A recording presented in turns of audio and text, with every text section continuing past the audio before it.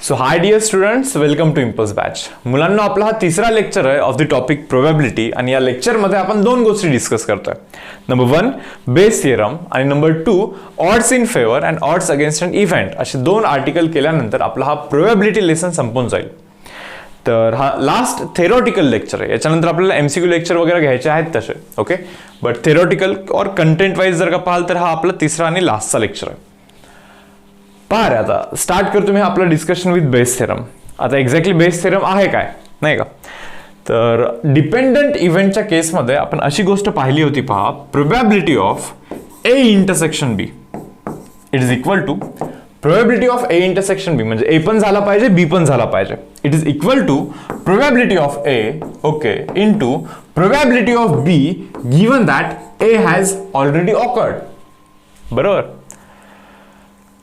पहा रे, तुम्हाला base theorem समजून जर का घ्यायचं असेल तर याच्या आधीचा पूर्वीचा lecture at least dependent and independent इव्हेंटचा आर्टिकल तर तुम्ही पाहायला पाहिजे व्यवस्थित, ओके.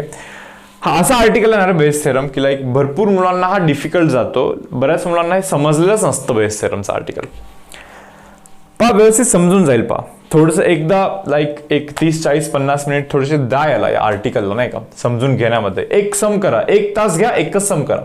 तो एक सम समजून घ्या, बाकी कधीच तुम्हाला प्रॉब्लेम नाही येणार. मग पहा, मी तुम्हाला काय सांगतोय, in case of dependent events probability of A intersection B is probability of A into probability of B given that A has already awkward.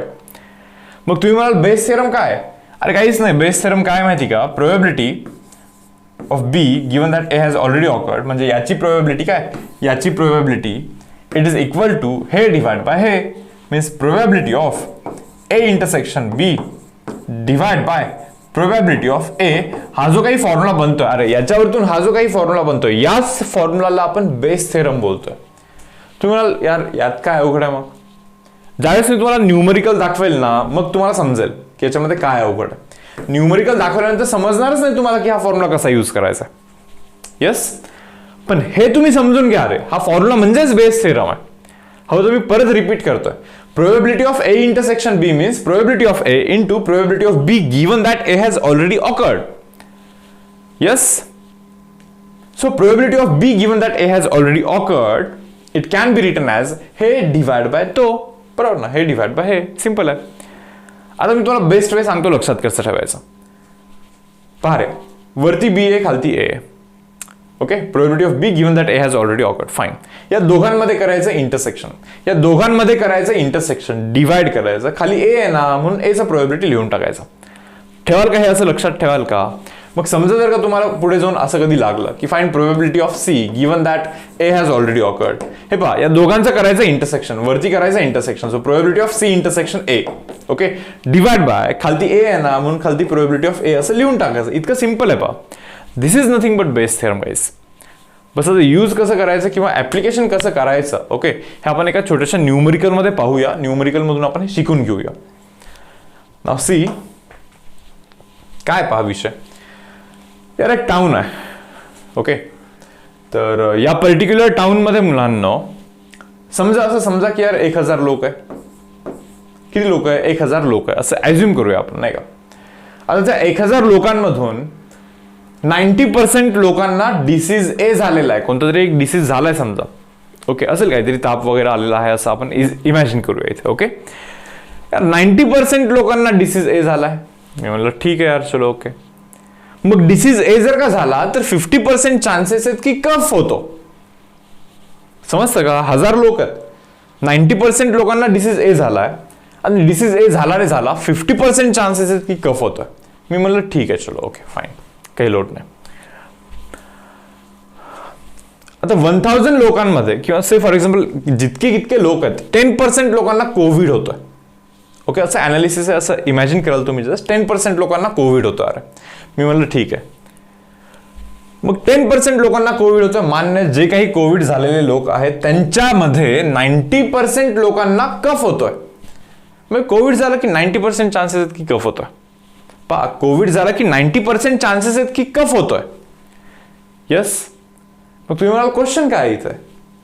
Question हा आहे की find probability that person has a Covid given that he has a cough. समजा question काय की यार असा person मिळालाय मला की त्याला कफ आहे, अरे मग त्याला कोविड असण्याची काय प्रोबॅबिलिटी? हे पहा, त्याला कफ आहे. Find probability that person is suffering from Covid given that he has a cough. त्याला कफ आहे मुलांना, कफ असलेला पर्सन आहे, मग काय चान्सेस आहेत की याला तर कोविड आहे? काही लोकांना असं वाटेल की यार कोविड झालं की 90% चान्स आहे कफ होतो, म्हणजे कफ असेल तर 90% लाईक चान्स आहे कोविड. असं नाही आहे रे, असं नसतं. हे असं नसतं मुलांना. हे तुम्ही आधी प्लीज समजून घ्या. आता ना असं समजा की यार हे बेस थेरम वगैरे काही कशाचं काही माहित नाही आम्हाला, ओके, तरी पण आता हा समजा का करायचं बोललो तर असं करू शकतो का? पहा बरं, यार 1000 लोक आहेत ना, 1000 लोकांमध्ये 10% लोकांना कोविड होतोय, म्हणजे 100 लोकांना 1000चा 10% इज 100 ना. यार 100 मध्ये परत 90% लोकांना कफ होतोय, अरे म्हणजे 90 लोकांना कफ होतोय. 100चा 90%, समजतं ना? 100चा 90% मीन्स 90s बनतो ना, म्हणजे 90 लोक कफ वालेत, कोविड वाले कफ वाले 90 आहेत. ओके म्हणलं, ठीक आहे यार, चलो 1000 लोक आहेत ना, 90% लोकांना डिसीज ए होतोय. 1000चा 90% इज 900. सो 900 लोकांना डिसीज नंबर ए होतोय, बट याच्यामध्ये पण 50% लोकांना, म्हणजे याचा 50% म्हणजे समजतं का? 900चा 50% means 50 divide by 100 it is equal to 450. अरे म्हणजे 450 लोकांना कफ आहे, डिसीज ए वाला कफ आहे 450 लोकांना. करेक्ट आहे. मग आता जरा विचार करा तुम्ही, या अख्ख्या गावात 1000 लोक आहेत. आता ते 1000 लोकांमध्ये 90 लोकांना कोविड वाला कफ आहे, ओके, आणि 450 लोकांना डिसीज ए वाला कफ आहे. कफ वाले किती लोक आहेत रे बाबा? कफ वाले किती लोक आहेत सांगा बरं? 450 प्लस 90 कोविड वाले कफ, 450 नॉर्मल कफ, नॉर्मल म्हणजे ते डिसीज ए वाले कफ इकडे, कोविड वाले कफ इकडे. ओके, सो पहा 90 कोविड वाले कफ आणि 450 डिसीज ए वाले कफ, मग टोटल कफ वाले किती आहेत? इतके आहेत, बरोबर ना? 540 कफ वाले लोक आहेत. आता तुम्ही मला हे सांगा, कफ वाला एखादा पर्सन जर का तुम्हाला भेटला, बरोबर, तर कोविड असण्याचे चान्सेस कमी आहेत ना रे, बरोबर ना? हे पहा, दोन्ही गोष्टी वेगळ्या आहेत. कोविड असेल तर 90% चान्स आहे कफ आहे, बट कफ जर का असेल तर हे गरजेचं नाही की कोविड असलंच पाहिजे, म्हणजे जास्त चान्सेस नाही आहेत कोविड असण्याचे. तुम्ही पहा ना, इथे कोविड वाले कफ तर 90s आहेत आणि बाकी डिसीज ए वाले कफ 450 आहेत, बरोबर? म्हणजे 540 मध्ये 90 कफ वाले फक्त कोविड वाले आहेत, नाही का? जर कफ वाला कोणी भेटला तर जास्त चान्सेस तर हे आहेत ना, डिसीज ए वाला कफ वाले लोक जास्त आहेत. सो कफ वाला जर का भेटला तुम्हाला कोणी, तर त्याला डिसीज ए असण्याची जास्त प्रोबॅबिलिटी आहे, ना की कोविड जास्त. समजलं काय तुम्हाला? सो तुम्हाला हे पण विचार करायचं असतं मुलांना की बेसिकली भलेही मला हे मान्य आहे की 90% चान्स आहे कफ होतोय कोविड झाला की, बट कोविडच कमी लोकांना झालाय, सो म्हणून कोविड वाले कफ वाले कमी आहेत. भले इथे 50% चान्स आहे कफ होण्याचा, बट डिसीज एक खूप लोकांना झालाय, मग खूप लोकांचा 50% हे तरी पण थोडंसं जास्तच बनतंय. म्हणजे इथे झाला विषय असा आहे की कफ वाल्या लोकांमध्ये हे लोक थोडेसे जास्त आहेत. मग जर का कोणाला कफ झाला तर जास्त चान्सेस हा डिसीज होण्याचा आहे, ना की कोविड. मग एक्झॅक्ट प्रोबॅबिलिटी काय आहे सांगा बरं आता तुम्ही. पहा, तर मी काय करीन, पहा, कफ झाला म्हणा, काय म्हणणार आहे, कफ झाला, find probability of probability person suffering from Covid given that he has a cough, बरोबर ना? तर मग तुम्ही असंच विचार कराल ना रे, कफ वाला आहे बट कोविड होण्याची प्रोबॅबिलिटी विचारतात ते, ठीक आहे. कोविड वाले कफ वाले 90 आहेत, सो वरती असलं पाहिजे 90, फेवरेबल तर 90 आहेत ना, कोविड वाला कफ पाहिजे ना तुम्हाला, बरोबर ना? So favourable is 90, but total cough वाले किती आहेत? हे इतके आहेत. सो हे आपलं मुलांना आन्सर असलं पाहिजे, येस ऑर नो? सो हाच आपला आन्सर आहे मुलांना, बरोबर? आता तुम्ही थोडंसं नीट पहा की तुम्ही एक्झॅक्टली काय केलेलं आहे. तुम्ही हे probability that person is suffering from Covid given that he has a cough, बरोबर ना? काय सांगितलं होतं मी तुम्हाला? हे असे दोघे आले की वरती करायचं इंटरसेक्शन, म्हणजे प्रोबॅबिलिटी ऑफ कोविड इंटरसेक्शन कफ, समजलं का? डिवाइड बाय खाली जो आहे ना कफ त्याची प्रोबॅबिलिटी लिहून टाकायची. यार खाली जो कफ आहे त्याची प्रोबॅबिलिटी लिहून टाकायची. मला असं वाटतं तेच केलंय आपण इथे. कफचे नंबर ऑफ वेज लिहिले तिथे, पहा, कफचे नंबर ऑफ वेज लिहिलेले आहे तिथे. समजतं का? कफची प्रोबेबिलिटी लिहायला सांगितलं होतं ना तिथे, मग तुम्ही म्हणता इथे कफचे नंबर ऑफ वेज खाल्लेत. अरे बाबा, हे कफची प्रोबेबिलिटी आहे असं समजू शकता तुम्ही. कसं काय? इथे पण 1000ने डिवाइड केलं, इथे पण जर का 1000ने जर का मी डिवाइड केलं समजा, बरोबर ना? तर पहा यार, तुम्हीच पहा आता इथे कफवाले लोक आहेत, टोटल तर 1000 लोक आहेत गावात. सो कफ असण्याची प्रोबेबिलिटी ही आहे, बरोबर? कफ असण्याची प्रोबेबिलिटी लिहिली, बरोबर. आता वरती काय माहिती का, कोविडवाला कफ असण्याची प्रोबेबिलिटी काय? अरे कोविडवाला कफ तर 90 आहेत, फेवरेबल 90 आहेत, बट टोटल तर 1000 लोक आहेत ना. सो कोविडवाला कफचा प्रोबेबिलिटी हा, म्हणजे इनडायरेक्टली आपण तेच केलंय, बेस थेरमच केलेला आहे आपण इथे. सो सांगायचं मला इतकंच आहे की असं जर का दिसलं ना, वरती ना या दोघांचा इंटरसेक्शन करायचं आणि खालती काय करायचं माहिती का, जो तो खालती असतो ना त्याची प्रोबेबिलिटी द्यायची खालती. हे तुम्हाला असं लक्षात ठेवायचं बेस थेरममध्ये. ओके, सो आय होप तुम्हाला हे समजलेलं असेल यार. तर आणखीन एखाद दोन आपण क्वेश्चन करूया आणि पाहूया मग त्याच्यामध्ये, नाही का, की कसं अप्लाय करायचं असतं. आता हा वाला क्वेश्चन पहा यार, काय म्हणताय. A doctor is called to see a sick child. ठीक आहे, सिक चाइल्ड पाहायला आलाय तो doctor. Doctor has a prior information, त्याला ऑलरेडी माहिती आहे की 80% of sick children in that area, एक एरिया आहे म्हणे. ओके, तर या एरियामध्ये 80% ऑफ सिक चाइल्ड, ओके, जे काही आहेत ना, तर त्यांना फ्लू झालेला आहे म्हणे. ठीक आहे यार, 80% लोकांना फ्लू झालेला आहे. हे इथे सिक चाइल्ड आहे, सिक चाइल्डचा काउंट इथे आहे. मग त्यातल्या 80% लोकांना फ्लू झालाय म्हणे. म्हणलं ठीक आहे चलो. आणि 20% लोकांना मिझल्स झालेत म्हणे.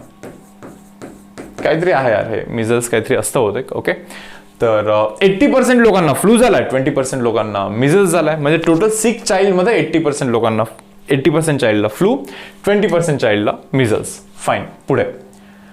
Assume that there is no other disease, म्हणजे दुसरा आणखी कोणता डिसीज नाही आहे इथे म्हणे. ओके, ठीक आहे चलो. Okay, a well non symptom of measles is a rash.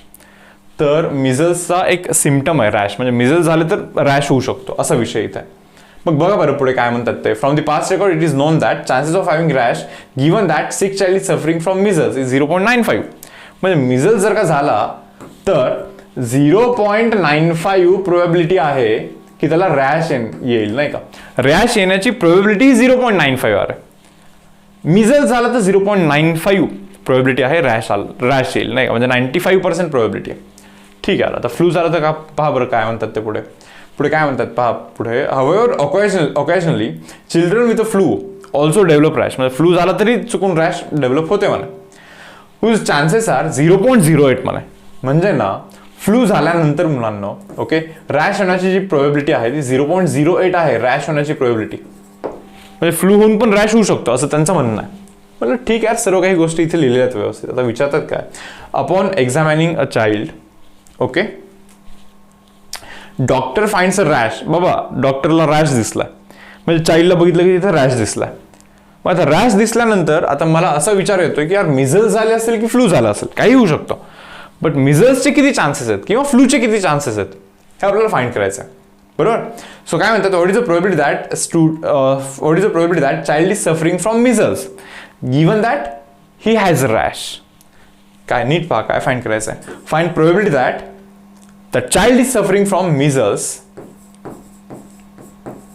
Given that he has a rash. काय सांगितलं होतं रे, वरती या दोघांचा इंटरसेक्शन करायचा, म्हणजे probability of measles intersection rash divide by खालती जो आहे ना त्याचा प्रोबॅबिलिटी खालती लिहायचा, खालती रॅश लिहायचा.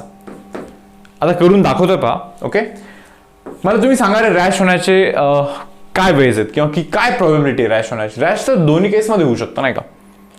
मग पहिले काय करायचं माहिती का मुलांना, आता हे खालतीचं रॅश आहे ना, रॅशची प्रोबॅबिलिटी मी खाली लिहितोय. रॅश होण्याचे दोन वेज आहेत. एक तर 80% पहिले तर फ्लू झाला पाहिजे. आता फ्लू होण्याचे वेज 0.8 आहे. At the same time rash पण झाली पाहिजे, 0.08. समजतं का तुम्हाला. ऑर नीट पहा काय, रॅश होण्याची प्रोबॅबिलिटी लिहितोय. रॅश होण्याचे दोन वेज आहेत. एक तर फ्लू झाला आणि मग रॅश झाला, म्हणजे फ्लू झाला पाहिजे आधी, म्हणजे फ्लू होण्याची probability and at the same time म्हणजे इनटू रॅश झाला पाहिजे. ऑर मीन्स ॲडिशन, मिझल्स झाले, मिझल्स म्हणजे 0.2 probability, 20% probability means 0.2 probability. Measles झाले and at the same time परत तिथे रॅश झाला, म्हणजे इंटू 0.95 करायला लागेल. काय रे बाबा, थोडंसं दिसायला अवघड जाईल तिथे. ओके, आता वरती काय लिहायचं आहे, मिझल्स अँड रॅश. म्हणजे मिझल्स अँड रॅश यांचं इंटरसेक्शन आहे, म्हणजे मिझल्स झाले पाहिजे 0.2 प्रोबॅबिलिटी मिझल्स होण्याची, आणि पुढे रॅश पण झाले पाहिजे, म्हणजे 0.95 प्रोबॅबिलिटी यार रॅश होण्याची. सो गाईज हा आपला इथे आन्सर असेल यार. कॅल्क्युलेशन बस मी इथे करत नाहीये. ओके, तर बट तुम्हाला आय होप समजलं असणार आहे. फार काही असं खूप लेंदी प्रोसेस पण नाही यार आहे. ओके, हाच आपला आन्सर आहे.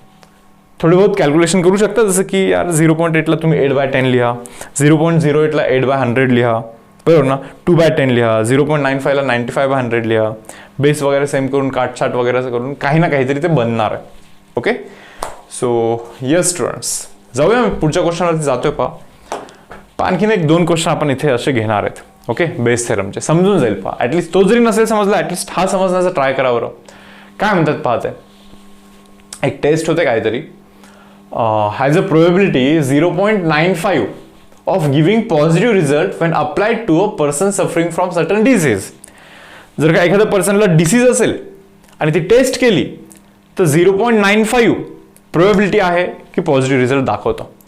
म्हणजे समजतं का, मला जर का काही डिसीज झाला आणि माझी टेस्ट झाली तर 95% चान्सेस आहेत की पॉझिटिव्ह रिझल्ट दाखवेल. असं पण होऊ शकतं ना रे की मला डिसीज झालाय मान्य आहे, बट रिझल्टच निगेटिव्ह आला चुकून काही डिफेक्टमुळे. यस, पॉसिबल आहे. ओके, तर आता इथे असं म्हणतायत की a test diagnostic test has a probability 0.95 of giving a positive result when applied to a person suffering from a certain disease. एक डिसीज झालेल्या पर्सनला अप्लाय केलं तर 95% चान्स आहे की पॉझिटिव्ह देईल तो. Okay fine. पुढे काय म्हणतात ते, and probability 0.1 of giving false positive result when applied to a non sufferer. म्हणजे मी सफरच करत नाही, मला डिसीजच नाही झाला, तरी पण 10% चान्सेस आहेत. 0.1 प्रोबॅबिलिटी म्हणजे 10% चान्सेस आहेत की माझा तो रिझल्ट पॉझिटिव्ह दाखवतोय, म्हणजे काही झालं नसून पण पॉझिटिव्ह दाखवतोय. यस यस, होऊ शकतं. आता पुढे पहा बरं काय. सो एक जस्ट बक्सा ड्रॉ करतोय मी इथे, बरोबर. तर पुढे वाचतोय मी जरा, काय म्हणतात पहा. It is estimated that 0.5% of population are sufferers. हे पहा, हे अख्खं पॉप्युलेशन आहे. ओके, 0.5% लोक हे सफर करतात, काहीतरी झालंय त्यांना, डिसीज झालाय, कोणता तरी डिसीज झालेला आहे. ओके, आता याच्या पुढे की पॉप्युलेशन मधला 0.5% लोकांना डिसीज झालेला आहे. आता विचारतायत काय, जरा नीट पहा, थोडंसं वाचून घ्या. तर म्हणतात calculate probability that given a positive result, म्हणजे पॉझिटिव्ह रिझल्ट दाखवलाय त्यांनी. Okay, person is a sufferer. समजतं तुम्हाला, पर्सन सफर करतोय. ओके, याची प्रोबॅबिलिटी फाइंड करा गिव्हन दॅट त्यांनी पॉझिटिव्ह रिझल्ट दाखवलेला आहे. पहिली तर गोष्ट, क्वेश्चन समजायलाच टाइम लागतो. हे पहा, मला तर समजलं. पहा तुम्हाला समजलं का, काय विचारताय माहिती का ते, find probability that person is a sufferer. Okay, given that त्यांनी पॉझिटिव्ह रिझल्ट दाखवलेला आहे. बरोबर ना, आपला तर इंटरेस्ट याच्यामध्येच आहे ना. समजा मी जर का चुकून माझ्याबद्दल पॉझिटिव्ह रिझल्ट दिसला तर मला तर टेन्शन आहे यार, मी खरंच मला झालंय का. ओके, असं पण होऊ शकतं, नाही झालं तरी पण ते रॉंग रिझल्ट दाखवतोय. तेच तर फाइंड करायचं आपल्याला. Find probability that person is a sufferer given that he shows positive result. मी जरा असं करतोय पहा, 5% लोकांना डिसीज झालाय. 5% नाही, 0.5% आहे, म्हणजे 99.5% लोक आहेत जे की एकदम व्यवस्थित आहेत, चांगले आहेत, काही लोड नाही त्यांना. ओके, त्याच्यानंतर पुढे मी असं लिहितोय पहा की आता इथून पुढे, बरोबर ना, पॉझिटिव्ह रिझल्ट दाखवणारे किती लोक आहेत. हे पहा, डिसीज झाला तर 0.95 चान्सेस आहेत पॉझिटिव्ह रिझल्ट दाखवण्याचे, म्हणजे इथून पुढे पॉझिटिव्ह रिझल्ट दाखवण्याची प्रोबॅबिलिटी 0.95 आहे. मी म्हणलं ठीक आहे, चलो. ओके, आता हे पहा बरं, 99.5% लोकांना काही झालेलंच नाहीये, बट स्टील रिझल्ट पॉझिटिव्ह दाखवतात. त्यातले काही किती जण दाखवतात माहिती का, पहा बरं इथे फॉल्सवाले किती आहेत, 10% आहे, म्हणजे 0.1, म्हणजे 0.1 प्रोबॅबिलिटी आहे. यांना काहीच नाही झालं तरी पण 0.1 प्रोबॅबिलिटी आहे की ते पॉझिटिव्ह रिझल्ट दाखवू शकतात. हे तुम्ही आधी समजून घ्या. आता फाइंड आपल्याला हे करायचं आहे, find the probability that person is a sufferer given that he shows a positive result. जर काही फॉल्स रिझल्ट आलेच नसते ना तर आपण असं बोललो असतो की रिझल्ट पॉझिटिव्ह आहे, म्हणजे 100% सफरर आहे. पण रिझल्ट पॉझिटिव्ह ज्यांना काही झालेलं नाही त्यांचे पण पॉझिटिव्ह दाखवतो ना. सो म्हणून हा प्रॉब्लेम आहे. म्हणून हा प्रॉब्लेम आहे. असं होऊ शकते की तो सफरर आहे पण किंवा नाही पण. सो तेच तर फाइंड करायचं आपल्याला की सफररचे चान्सेस किती आहेत.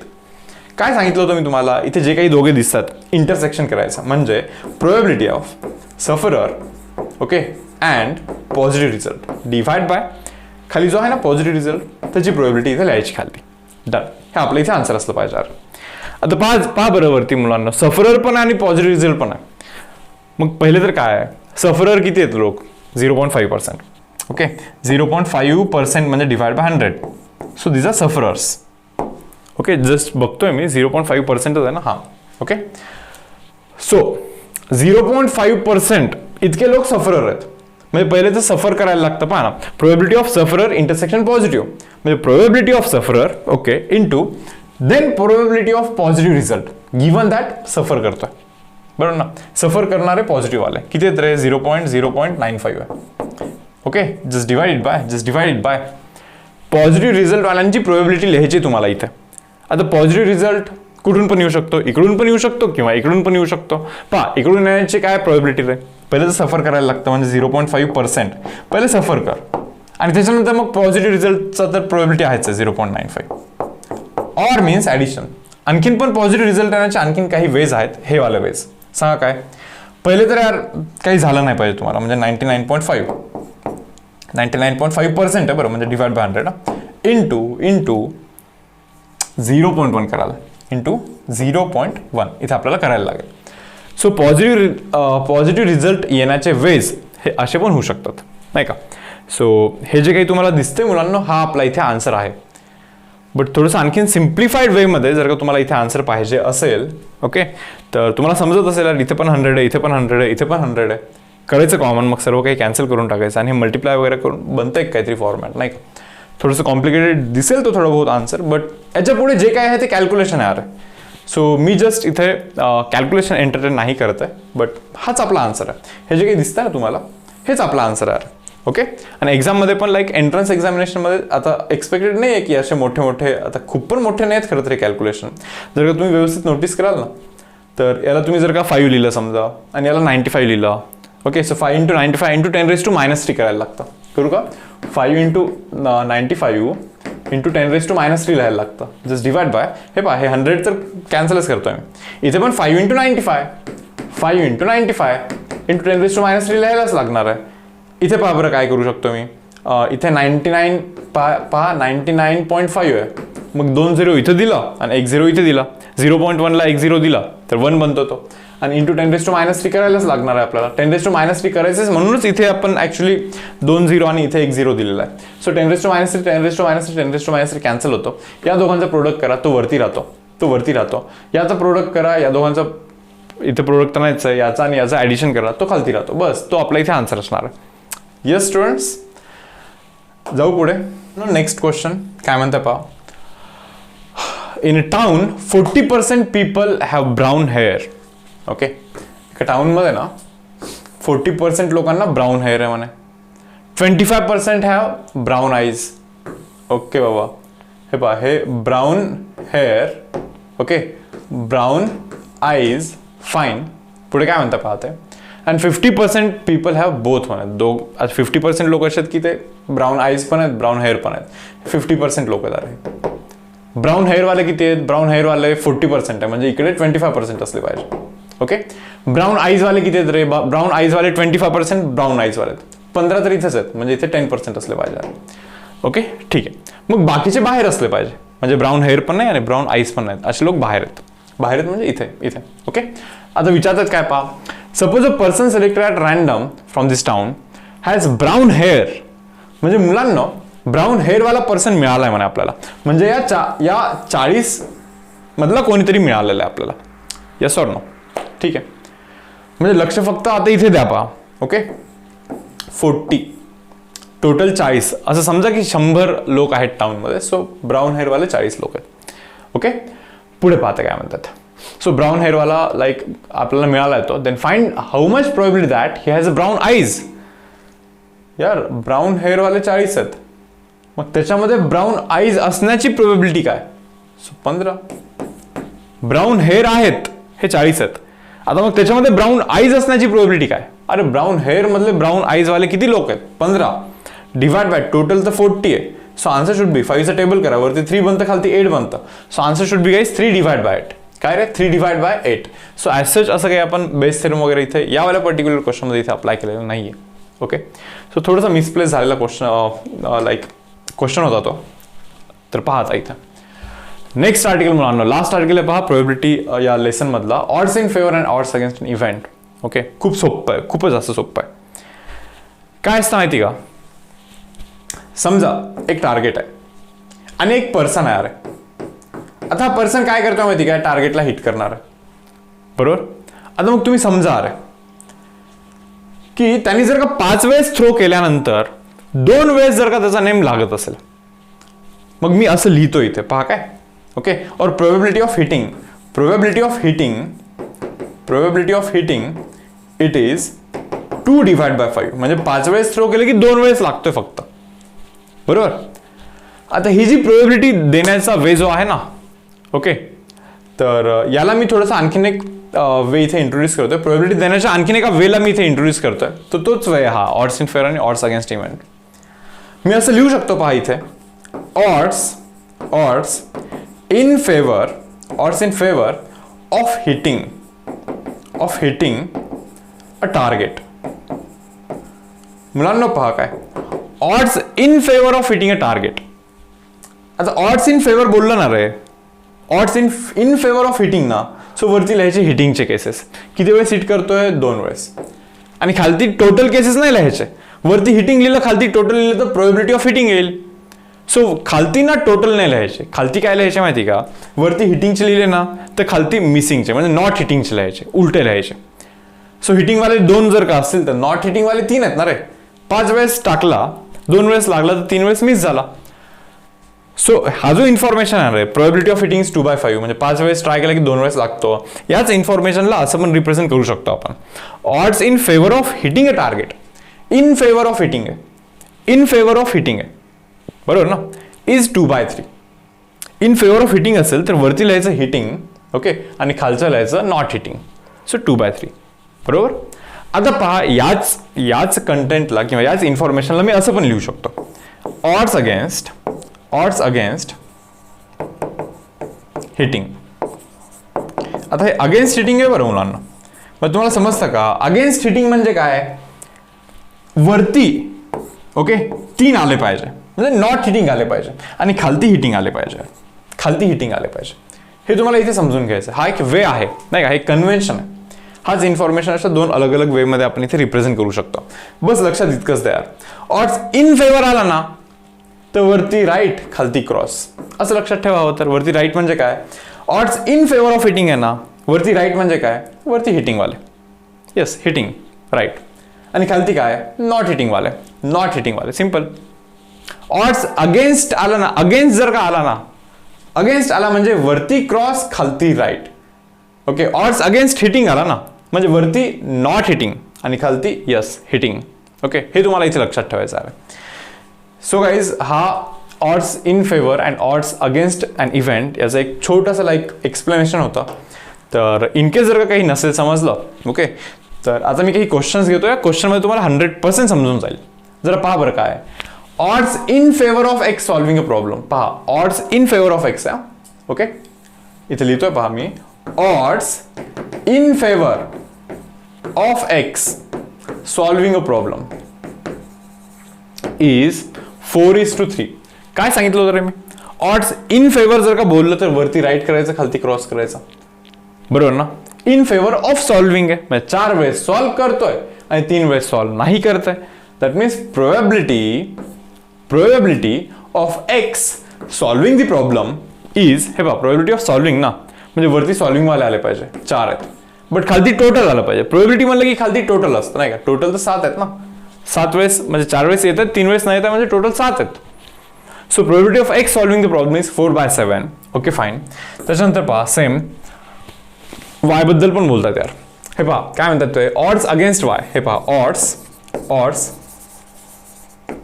Odds against Y solving the same problem is 2/3 असं ते क्लेम करतात. आता ऑड्स अगेन्स्ट म्हणजे काय रे? ऑड्स अगेन्स्ट म्हणजे वरती क्रॉस खालती राईट, म्हणजे वरती नॉट सॉल्व्हिंगचे केसेस आहेत आणि खालती सॉल्व्हिंगचे केसेस आहेत. ऑड्स अगेन्स्ट सॉल्व्हिंग आहे ना हे, बरोबर ना? अगेन्स्ट म्हणजे वरती क्रॉस खालती राईट, अगेन्स्ट सॉल्व्हिंग म्हणजे 2 वेळेस सॉल्व्ह होत नाहीये आणि 3 वेळेस सॉल्व्ह होतोय.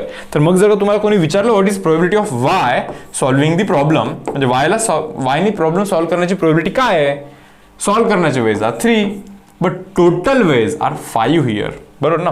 सो 3 डिवाइड बाय 5 मुलांना हे आहे पहा ऑड्स अगेन्स्ट वाय सॉल्व्हिंग दी प्रॉब्लेम. ओके, जाऊ पुढे. नेक्स्ट पहा आता काय विषय इथे.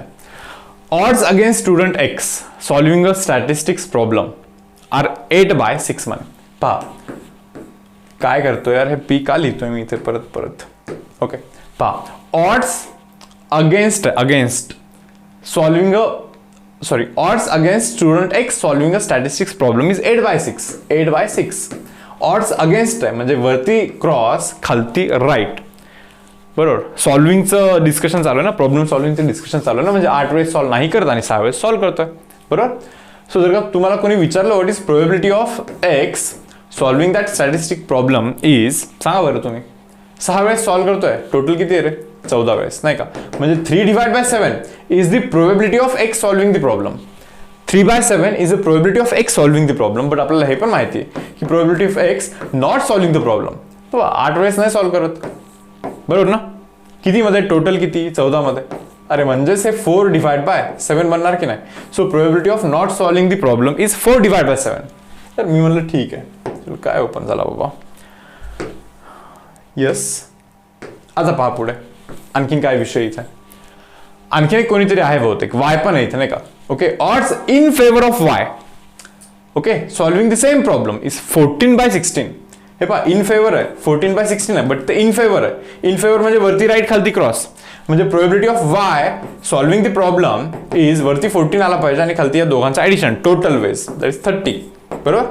सो पहा बरं, 2चा टेबल वरती 7 बनतो, खालती 15 बनतो. अरे म्हणजे वाय प्रॉब्लेम सॉल्व्ह करण्याचा प्रोबॅबिलिटी हा 7/15 आहे. That means Y problem solve न करण्याचा प्रोबॅबिलिटी मुलांना, सॉल्व्ह करण्याचा 7/15 म्हणजे 15 मध्ये 7 सॉल्व्ह करतो, म्हणजे 8 सॉल्व्ह नाही करत ना. सो प्रॉब्लेम सॉल्व्ह न करण्याचा प्रोबॅबिलिटी हा 8 डिवाइड बाय 15 येणार आहे. ठीक आहे, विचारलं काय? Problem will be solved if they try it independently. हे बघा, प्रॉब्लेम विल बी सॉल्व्ड, बरोबर. हे दोघे पण लागले त्या प्रॉब्लेमच्या मागे. मग problem will be solved if they try independently म्हणजे काय माहिती का? एकतर एक्सनी प्रॉब्लेम सॉल्व्ह केलाय and at the same time वायनी नाही केलाय, ऑर मीन्स ॲडिशन. एकतर एक्सनी नाही केला, ओके, आणि वायनी प्रॉब्लेम सॉल्व्ह केलाय, ऑर मीन्स अगेन ॲडिशन, एक्सनी प्रॉब्लेम सॉल्व्ह केलाय अँड मीन्स इनटू वायनी पण प्रॉब्लेम सॉल्व्ह केलाय. अरे बरोबर, हे आपलं इथे आन्सर असणार आहे. हे थोडंसं लेंदीवाला वे घेतलाय मी इथे करतं. ओके, तर सांगू शकता का एक्सनी प्रॉब्लेम सॉल्व्ह केलाय 3/7 लिहिला, 3/7 इंटू वायनी नाही केला. अरे वायनी नाही केला 8/15 ना, 8/15 प्लस एक्सने नाही केला. अरे 6/14 इंटू वायनी केलाय सॉल्व्ह, नाही का? वायनी सॉल्व्ह केल्याचं प्रोबॅबिलिटी किती आहे रे? 7/15. किती? 7 divide by 15, or means again addition. एक्सनी पण केलाय, वायनी पण केलाय. एक्सनी केलाय 6/14, 6/14. वायनी केलाय 7/15, वायनी केलाय 7/15. बस करू शकता हे कॅल्क्युलेशन, जो बनेल तो बनेल. अरे okay, neither of them solve the problem. हे समजतं का? Neither of them solve the problem म्हणजे काय माहिती का? आता पहा, तो पण सबटाईप इथे करून दाखवतोय. Neither of them solve the problem means एक्सनी पण प्रॉब्लेम सॉल्व्ह नाही केला अँड मीन्स मल्टिप्लाय वायनी पण प्रॉब्लेम सॉल्व्ह नाही केला. अरे एक्सनी पण नाही सॉल्व्ह केला, वायनी पण सॉल्व्ह नाही केला. एक्सनी सॉल्व्ह नाही केला आहे प्रोबॅबिलिटी 8/14 लिहा, 8/14. वायनी पण नाही केला, अरे आहे ना, वायनी पण नाही केला, 8/15 लिहून टाका, आन्सर मिळून जाईल तुम्हाला मुलांना. येस स्टुडंट्स, जाऊ पुढे. नेक्स्ट सम काय म्हणतं पहा. Odds against a husband who is 60 years of old living till he is 85. पहा, म्हणजे तो सध्या 60 yearsचा आहे आणि तो 85 year पर्यंत राहील, नाही का? हे ऑड्स काय? ऑड्स अगेन्स्ट आहे, ऑड्स अगेन्स्ट आहे म्हणजे वरती क्रॉस खालती राईट, बरोबर. किती रे बाबा? ऑड्स अगेन्स्ट किती आहे? ओके, 7/5 आहे ना. मग तुम्हाला समजतं का की 7 वेळेस तो लाईक मरतोय, डेथ होते त्याची, आणि 5 वेळेस नाही होत आहे. आता ॲक्च्युली लाईफ तर एकच आहे, हे असं काय बोलतोय असं म्हणाल तुम्ही, बट लाईक समजून घ्याल फक्त हे असं, नाही का? तो जो हजबंड आहे 60 वर्षाचा आहे आणि 85 पर्यंत लाईक राहण्याचं म्हणजे राहील की नाही हेच माहित नाही आपल्याला. सो ऑड्स अगेन्स्ट दिलाय. ऑड्स अगेन्स्ट म्हणजे वरती क्रॉस खालती राईट, म्हणजे 7 चान्सेस आहेत की नाही राहणार आणि 5 चान्सेस आहेत की राहील असं आहे. म्हणजे probability of a husband living 60 to 85 is लिव्हिंगची प्रोबॅबिलिटी किती वेळेस रे? 5 वेळेस राहतोय आउट ऑफ 12. हे पहा दोघांचं ॲडिशन 12 मधून 5 वेळेस राहतोय. So probability of living is 5/12 in case of husband. आणि हजबंडच्याच केसमध्ये मुलांना त्याची डेथ होण्याची प्रोबॅबिलिटी हे काय असेल रे? 12 मधून 5 वेळेस राहतोय म्हणजे 7 वेळेस डेथ होतोय त्याची. हे तुम्ही समजून घ्या. सो मुलांना हे कॅल्क्युलेशन झालं हजबंडचं. ओके, आता त्याच्या वाईफचं पण कॅल्क्युलेशन करूया. पहा वाईफ बद्दल काय बोलतात ते. Odds against his wife. Okay, odds against his wife who is 56 years of old and living till she becomes 81. 56 पासून 81 पर्यंत लाईक राहते नाही राहते त्याचं डिस्कशन चालू आहे. ऑड्स अगेन्स्ट इथे पण परत odds against his wife. Odds against म्हणजे काय? वरती क्रॉस खालती राईट. काय रे भाऊ ऑड्स अगेन्स्ट काय? 5/3 आहे ना. म्हणजे 5 वेळेस ती नाही राहते आणि 3 वेळेस ती राहते. म्हणजे प्रोबॅबिलिटी की त्याची वाईफ जिवंत राहील त्याची प्रोबॅबिलिटी 3 वेळेस राहते out of 8. So wife like alive आहे त्याची प्रोबॅबिलिटी 3/8 आहे. वाईफ डेथ झाली वाईफची त्याची प्रोबॅबिलिटी 5/8. 8 मधून 3 वेळेस जर का राहत असेल तर 5 वेळेस लाईक तिचा डेथ होणार आहे. ओके, सो यार जितकं पाहिजे तितक्या गोष्टी इथे लिहिल्या आहेत. आपण आता डायरेक्टली क्वेश्चन करूया. पहा लक्ष द्या काय म्हणतात. Question number 1, at least one of them will be alive 25 years hence. म्हणजे 25 इथून पुढे 25 वर्षानंतर ॲटलिस्ट एक तरी जिवंत असला पाहिजे. म्हणजे काय माहिती का? Husband alive, wife dead, or husband dead, wife is alive, or means again addition husband is alive at the same time wife पण अलाइव्ह. समजलं का रे बाबा? ते म्हणतात at least one of them will be alive म्हणजे ॲटलिस्ट एक तरी असला पाहिजे ना जिवंत. एक असला पाहिजे, हा नाही हा असला पाहिजे, हा नाही, दोघे असतील तरी चालेल. बरोबर. सो व्हॅल्यूज फक्त टाकायचे आहे. हजबंड अलाइव्हचा प्रोबॅबिलिटी माहिती आहे, हजबंड डेडचा माहिती आहे, वाईफ अलाइव्हचा माहिती आहे, वाईफ डेडचा माहिती आहे. बस इथे टाकून तुम्हाला कॅल्क्युलेशन्स तर करायचं आहे. इथे काय म्हणताय सबटाईप नंबर बी मध्ये हा होता आपला सबटाईप नंबर ए, हा subtype number B. Exactly one of them will be alive. Exactly one of them will be alive म्हणजे समजतं का? एक तर husband alive, okay, but wife dead, okay, or husband dead and means multiplication wife alive. Exactly one of them will be alive म्हणजे एक तर हा जिवंत असला पाहिजे, हा नसला पाहिजे, किंवा लाईक वाईफ असली पाहिजे जिवंत आणि हजबंड डेड झाला पाहिजे. समजतंय का तुम्हाला? हे पण तर सर्व माहितीच आहेत ना तुम्हाला. बस टाकून तुम्हाला आन्सर कॅल्क्युलेट करायचं इतकंच आहे, बाकी काही नाहीये. ओके, जाऊ पुढे. पार्यात हा संपावर काय म्हणतात. There are 3 events ABC, one of which must and one can happen. म्हणे ओनली वन कॅन हॅपन म्हणजे तिघांमधला कोणता तरी एक फिक्स होणार आहे. तिघांमधला कोणता तरी एक फिक्स होणार आहे म्हणे. एकच होणार आहे. बरोबर. पहा ऑड्स अगेन्स्ट इव्हेंट ए. हा जो इव्हेंट ए आहे ना, ऑड्स अगेन्स्ट आहे. बरं, अगेन्स्ट म्हणजे वरती क्रॉस खालती राईट. म्हणजे 7 वेळेस होत नाहीये, 4 वेळेस होतोय. इव्हेंट ए होण्याची प्रोबॅबिलिटी काय रे? म्हणजे 4 वेळेस होतोय आउट ऑफ 11. 7 + 4 11 ना. 11 मध्ये 4 वेळेस होतोय.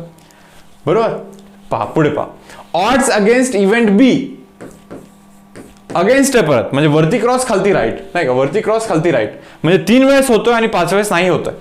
मग probability of B, probability of occurrence of event B किती वेळेस होतोय रे? 3 वेळेस होतोय, 5 वेळेस नाही होतोय. म्हणजे टोटल 5 + 3 = 8 ना. 8 मधून 3 वेळेस होतोय अरे. So probability of occurrence of event B is 3/8 guys. तुम्हाला विचारलं काय जरा नीट पहा. Find odds against event C. म्हणे काय ऑड्स अगेन्स्ट इव्हेंट सी करायचं. नीट पहा. त्यावेळेस ते तुम्हाला odds in favour odds against देतात, त्याच्यावरून आपण प्रोबॅबिलिटी काढतो. बरोबर. मग तुम्हाला असं विचार करायचा आहे की आता ऑड्स अगेन्स्ट जर का फाइंड करायचं असेल तर बहुतेक प्रोबॅबिलिटी आधी फाइंड केली पाहिजे. प्रोबॅबिलिटीवरून ऑड्स अगेन्स्ट किंवा ऑड्स इन फेवर काढू शकतो आपण, नक्कीच काढू शकतो. समजा ना प्रोबॅबिलिटी ऑफ इव्हेंट सी जर का से फॉर एक्झाम्पल 1/3 आला, मग तुम्हाला समजून घ्या सी होण्याची प्रोबॅबिलिटी 1/3 आहे. म्हणजे 1 वेळेस होतो 3 मध्ये, नाही का? म्हणजे 1 वेळेस होतो, 2 वेळेस नाही होत. 1 वेळेस होतो, 2 वेळेस नाही होत. बरोबर ना? असं तुम्ही समजू शकता, नाही का? तर एक काम करूया आपण, प्रोबॅबिलिटी ऑफ सी फाइंडच करूया अरे. कारण की आपल्याला विचारत आहे find odds against event C. म्हणे इथे लिहितोय प्रोबॅबिलिटी ऑफ सी. यार हे माहितीच नाहीये, पण एक गोष्ट फिक्स माहिती आहे. Probability of A, okay, plus probability of B, okay, plus probability of C has to be 1. 1 must and exactly one of ABC will happen असं बोलतात ते, नाही का. म्हणजे या तिघांमधला कोणतं तरी एकच फिक्स होणार आहे, आणि फिक्स होणार तर आहेच आहे कोणी ना कोणी. म्हणजे श्युरिटी देतात रे ते तुम्हाला, नाही का. म्हणजे एक तर A होईल ना तर B होईल ना तर C होईल, श्युरिटी प्रोव्हाइड करतात. या तिघांमधला कोणी ना कोणी होईल, बरोबर. मग जिथे श्युरिटी असते अशा प्रोबॅबिलिटीचं ॲडिशन हा मुलांना 1 असतो. मग सांगा बरं, A होण्याचा प्रोबॅबिलिटीज 4/11 प्लस B होण्याचा प्रोबॅबिलिटीज 3/8, C होण्याचा प्रोबॅबिलिटी हाच तर माहीत नाही आहे, and that is equal to 1 ना. करा क्रॉस मल्टिप्लिकेशन, हा इकडे 32 okay plus 33 okay divide by 88 plus probability of C it should be equal to 1, बरोबर. मग पहा बरं, प्रोबॅबिलिटी ऑफ C काय बनणार आहे, प्रोबॅबिलिटी ऑफ C मुलांनो काय बनणार आहे माहिती का, 1 आणि तो तिकडे जाणार आहे 1 मायनस ऑफ 65/88, 65 ना बाय 88 इथे. So 88 minus 65 is 23 divide by 88. मग तुम्ही समजून घ्या अरे, हे probability of event C is हे असं काहीतरी दिलं, म्हणजे C इव्हेंट होण्याचे हे नंबर ऑफ किंवा C इव्हेंट होण्याची ही प्रोबॅबिलिटी आहे. म्हणजे ती 23 वेळेस तो होतोय आउट ऑफ 88 मधून 23 वेळेस तो होतोय, हे तुम्ही समजून घ्या. मी असं पण लिहू शकतो ना रे, 23 डिवाइड बाय 88 ला मी 23 प्लस 65 असं लिहू शकतो. अरे हीच अ प्रोबॅबिलिटी यार. Probability of occurrence of event C is 23/88, म्हणजे 23 वेळेस होतोय आउट ऑफ 88 टाइम्स. 23 वेळेस होतोय म्हणजे 65 वेळेस नाही होतोय, कारण की 88 मध्ये हे 23 पण आलेच ना शेवटी, नाही का. होण्याच्या वेळेस टोटल वेळेसमध्ये हे येऊनच जातं शेवटी. तर आता विचारलं काय, जरा नीट पहा. तुम्हाला असं विचारलंय पहा, find odds against event C. Odds against event C म्हणजे काय, अगेन्स्ट म्हणजे वरती क्रॉस खालती राईट ना. किती वेळेस होत नाही रे तो, 65 टाइम्स होत नाहीये, आणि किती वेळेस होतोय, 23 वेळेस होतोय. So answer should B 65 divide by 23 असं आपलं इथे आन्सर असलं पाहिजे. अरे आय होप तुम्हाला हे समजलं. ओके, तर जातोय पहा पुढच्या क्वेश्चनवरती. नेक्स्ट क्वेश्चन काय म्हणताय, odds in favour of A winning a game of chess against B. पहा, odds in favour of A, okay, in favour आहे, इन फेवर ऑफ विनिंग आहे, म्हणजे वरती राईट खालती क्रॉस. इन फेवर म्हणजे वरती राईट खालती क्रॉस असलं पाहिजे. म्हणजे 3 वेळेस जिंकतोय 2 वेळेस हारतोय, 3 वेळेस जिंकतोय 2 वेळेस हारतोय, म्हणजे टोटल तर 5 वेळेस गेम होत आहेत, नाही का. म्हणजे probability of A winning the game against B is 3 divide by 5. Fine. पुढे काय, पुढे आणखीन काहीतरी दिलं, ठीक आहे. म्हणजे A जिंकण्याची प्रोबॅबिलिटी 3/5 आहे, म्हणजे B जिंकण्याची प्रोबॅबिलिटी ही 2/5 असेल. यार 5 मधून 3 वेळेस A जिंकतोय, म्हणजे राहिलेला 2 वेळेस B जिंकला पाहिजे. ड्रॉचा इथे कॉन्सेप्ट नाहीये, बरं. आता विचारतात काय पहा, if 3 games are to be played, ठीक आहे, 3 गेम खेळले गेले. So what are the odds in favour of A's, बाबा पहा काय, what are the odds in favour of A's, okay, winning at least 2 games of A's, winning at least 2 games, winning at least 2 games out of 3. पहा मुलांना काय सांगतोय, जसं odds in favour आणि odds against favour काढायचा असतो, ज्याचा काढायचा असतो त्याची पहिली काढायची असते प्रोबॅबिलिटी. तुम्ही पाहणार आहे, हे odds in favour odds against favour दिला, आपण काढला प्रोबॅबिलिटी, बरोबर. आता मग जर का तुम्हाला odds in favour odds against favour विचारत असतील तर ना प्रोबॅबिलिटीवरून हे काढू शकतो आपण, हे तुम्ही समजून घ्या. Odds in favour odds against फेवरवरून प्रोबॅबिलिटी काढू शकतो. सो सेम वे मध्ये जर का याची प्रोबॅबिलिटी तुम्ही काढली तर हे पण तुम्ही काढू शकता, हे तुम्ही प्लीज समजून घ्या इथे. सो पहिले काढायचं असतं आपल्याला प्रोबॅबिलिटी. ओके, कशाची प्रोबॅबिलिटी काढायची पहा, कशाची probability, odds in favour of A's, हे पहा याची probability, A winning at least 2 games out of 3, याची प्रोबॅबिलिटी आपल्याला फाइंड करायची. यार ॲटलिस्ट 2 गेम A जिंकेल म्हणे, म्हणजे काय, पहिला गेम A जिंकला, दुसरा पण गेम A जिंकला आणि तिसरा गेम B जिंकला. और मीन्स ॲडिशन, पहिला गेम A जिंकला, ओके, दुसरा गेम B जिंकला आणि तिसरा गेम परत A जिंकला. अरे ओके, और मीन्स अगेन ॲडिशन. अरे आता पहा, फर्स्ट गेम B जिंकला, सेकंड गेम A जिंकला, थर्ड गेम पण A जिंकला. अरे और means again addition. Okay, first game A जिंकला, सेकंड गेम पण A जिंकला आणि थर्ड गेम पण A जिंकला. कशाची प्रोबॅबिलिटी फाइंड करायची होती पहा बरं मुलांना तुम्हाला इथे. ऑड्स इन फेवर ऑफ, हे इन फेवर वगैरे सोडून द्या. A winning at least 2 games out of 3, at least 2 तरी गेम जिंकला पाहिजे A ने. 2 जिंकले पाहिजे, 2 जिंकले पाहिजे, 2 जिंकले पाहिजे, 3 जिंकले तरी चालतील, ॲटलिस्ट 2 गेम जिंकले पाहिजे, असा विषय होता इथे, नाही का. सो ए जिंकण्याची प्रोबॅबिलिटी काय पहा मुलांना. ओके, ए जिंकण्याची प्रोबॅबिलिटी काय 3/5 आहे. ओके, लिहू का मग मी इथे 3/5 इंटू अगेन 3/5 म्हणजे 3/5चा स्क्वेअर इंटू बी जिंकण्याचा प्रोबॅबिलिटी काय 2/5. बी जिंकण्याचा प्रोबॅबिलिटी 2/5. येस, प्लस ए जिंकण्याचा प्रोबॅबिलिटी सेमच तर येईल परत इंटू बी जिंकण्याचा प्रोबॅबिलिटी तोच तर होता इथे आत्ता केलेला नाही का. ए जिंकण्याचा प्रोबॅबिलिटी त्याचा स्क्वेअर इंटू बी जिंकण्याचा प्रोबॅबिलिटी हेच आहे ना, म्हणजे असं 3 वेळेस आलेलं आहे ना. So just I will multiply here just by 3 plus A जिंकला पाहिजे म्हणजे 3/5 चा होल स्क्वेअर करून टाका. पहा काय बनतं आता. 3 square is 9.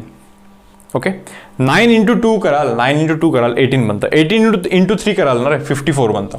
So guys 54 divide by काय रे बाबा हा 5 square 25 into 5 is 125 into okay 125. So 125 बनलाय पहा खाली. प्लस इथे काय विषय आहे 3चा जो स्क्वेअर आहे बाबा इथे क्यूब येतो ना, सॉरी स्क्वेअर का केलं. 3/5 इज 3/5चा क्यूब. 3चा क्यूब जो आहे तो 27 बनतो डिवाइड बाय 5चा क्यूब जो आहे तो आहे 125 बनतो. हे आता ॲडिशन करायला you will gate 81 divide bye 125. हे समजलं का रे तुम्हाला. Probability of A winning at least 2 games is हे म्हणजे 81 टाइम्स असं होतंय आणि कितीमध्ये 125 मध्ये 81 टाइम्स असं होत आहे. अरे मी जर याला असं लिहू शकतो का पहा बरं. 81 डिवाइड बाय 81 प्लस 44. 81 प्लस 44 कराल तर 125 बनतं. पहा काय आता काय अरे कशाची probability he. Probability that A winning at least 2 games out of 3 त्याची ही प्रोबॅबिलिटी आहे. म्हणजे ॲटलिस्ट 2 गेम जिंकण्याचे वेळेस 81 म्हणजे 81 वेळेस तो ॲटलिस्ट 2 गेम जिंकतोय आणि 44 टाइम्स तो 2 गेम नाही जिंकत आहे. ॲटलिस्ट 2 गेम नाही जिंकत आहे असा याचा अर्थ आहे. विचारलं काय माहिती का what are odds in favour म्हणजे वरती राईट खालती क्रॉस म्हणजे वरती असं झालं पाहिजे असे वेळेस पाहिजे. 81 वेळेस असं होत आहे नाही का आणि 44 टाइम्स असं होत नाही. सो क्रॉस आहे म्हणजे 44 टाइम्स असं होत नाही यार. Okay, so answer is guys 81 divide by 44. Yes, पाच हा question. A card is drawn from a well shuffled deck of 52 cards. 52 card म्हणून कार्ड काढलाय. ठीक आहे चलो. Then what is odds against getting a spade म्हणे. हे पहा ऑड्स अगेन्स्ट म्हणजे वरती क्रॉस खालती राईट. वरती झालं नाही पाहिजे असं पाहिजे आपल्याला. मग तुम्ही मला हे सांगा यार स्पेड बद्दल बोलतायत ना. टोटल 52 कार्ड आहेत त्याच्यामध्ये 13 आर स्पेड अँड रिमेनिंग 39 हे लाईक रॅन्डम बाकीचे कार्ड्स असतात बरोबर. 13 हे स्पेड कार्ड्स आहेत आणि 39 लाईक दुसरे बाकीचे कार्ड्स आहेत. ठीक, विचारतात काय what is odds against getting a स्पेड. अगेन्स्ट म्हणजे वरती क्रॉस खालती राईट म्हणजे वरती स्पेड नाही आला पाहिजे असे वेळेस पाहिजे. 39 वेळेस स्पेड नाही येत खालती आला पाहिजे. 13 वेळेस येतात. 39 by 13 कराल you will get 3/1 that means 3:1. So answer should be guys 3:1 that is option number B हा आपला इथे आन्सर असला पाहिजे. ओके, सो हा सेशन आपण मुलांना इथे एंड करूया. पुढच्या सेशनमध्ये आपलं हे होणार आहे 40 MCQचं असाइनमेंट आपल्याला इथे सॉल्व्ह करायचं आहे प्रोबॅबिलिटीवरती. आत्तापर्यंत तुम्हाला आठवत असेल आपण 9 आर्टिकल्स केलेले आहेत प्रोबॅबिलिटीचे. Yes, each and every article मी तुम्हाला एकदम व्यवस्थित बऱ्यापैकी डिटेलमध्ये एक्सप्लेन केलेलं आहे. सो आय होप तुम्ही व्यवस्थित नोट्स बनवले असतील नाही का. तर प्रिपरेशन तुमचं जर का चांगलं झालं असेल तर तुम्ही आता या असाइनमेंटवरती जाऊ शकता. पण असाइनमेंट कसं रे फक्त व्हिडिओ नाही पाहायचा. असाइनमेंट डाउनलोड करून पहिले आधी सॉल्व्ह करायची असते. ओके, सॉल्व्ह करून जे काही डाऊट्स आहेत तुमचे जो कोणता क्वेश्चन तुम्हाला नाही येत त्याच्यासाठी हा व्हिडिओ तुम्हाला रेफर करायचा असतो. येस स्टुडंट्स, सो हा वाला सेशन मुलांना मी इथे क्लोज करतो. भेटूया आपण नेक्स्ट सेशनमध्ये. Till then bye everyone.